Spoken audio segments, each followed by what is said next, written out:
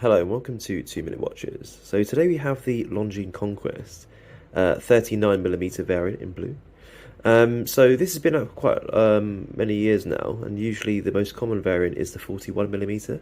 But given the popularity of the slimmer kind of watches, especially with the latest release of the 38mm Longines Conquest, we take a look at this older model which you can find on the secondary market, and we have a look at whether it can be a more affordable variant for those who don't really want to pay the, I think it's £2,100 RRP of the newer model.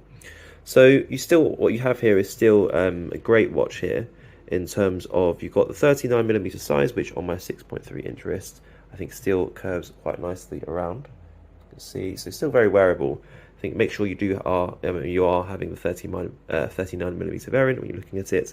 300 meters of water resistance, which is quite amazing. At this price bracket, those crown guards do create a bit of are a bit divisive, but I don't think it's too bad, to be honest with you. Maybe it's less pronounced on the 39mm version. You can't really tell, but the dial work is really nice. The Longines logo there. The bracelet is very solid. You've got a mixture of polished center links and then the brushed outer links. Longines butterfly clasp, very nice.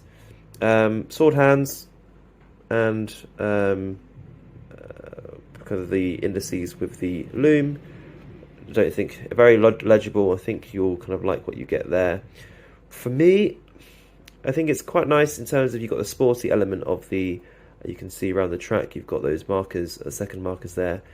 The indices are a little bit divisive. They have taken these away in the latest 2024, 2023, 2024 versions of the Conquest, probably because it makes it look elegant, more dressy.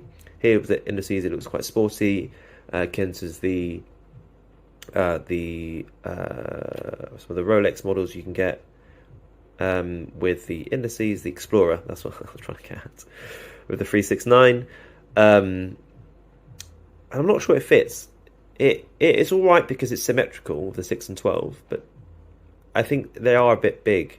Maybe they are supposed to be big. They're probably the same size on Explorer, but maybe I'm looking for something. When I'm looking at the Conquest, I want something dressy, and I don't want something with large Arabic numerals. But the price, you can't really argue. You can get these well under £1,000 in a very good condition.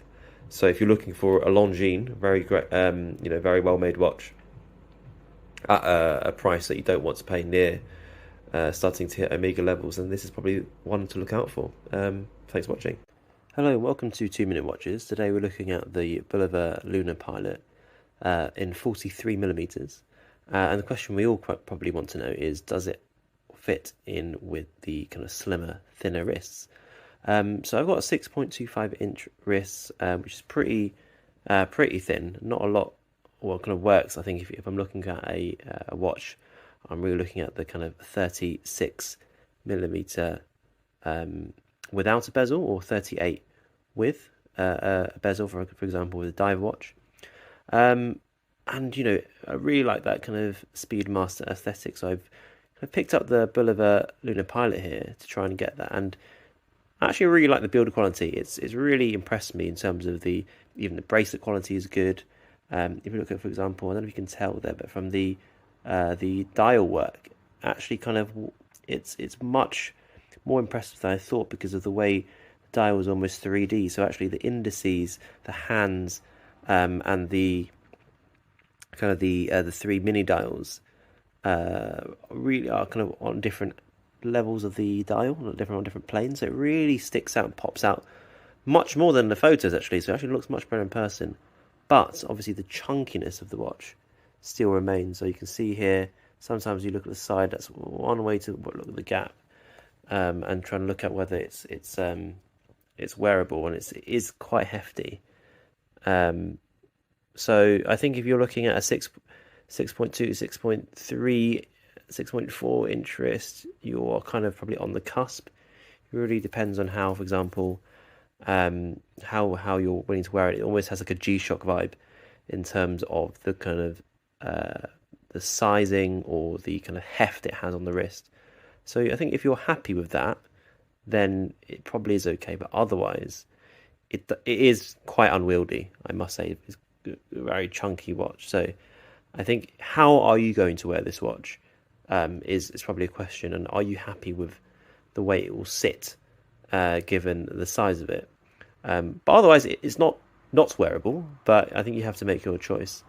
But I really like this one, so I would recommend trying to try it on if you ever get the chance. See you in the next video.